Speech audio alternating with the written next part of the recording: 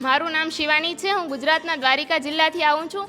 હું જોધપુર રાજસ્થાનમાં મંગલ યોગામાં યોગા ટીચર ટ્રેનિંગ કોર્સ 200 કલાકનો કોર્સ કરવા માટે આવી હતી. હું અહીંયા આવીને મંગલ યોગા ગુરુજીને મળી અને તેના પરિવાર અને સ્ટાફને મળી ત્યારે મને કંઈક અંદરથી એવું થયું, એક પારિવારિક માહોલ મળ્યો અને મને રિયલાઇઝ થઈ ગયું કે મને અહીંયા બેસ્ટ શીખવા મળશે.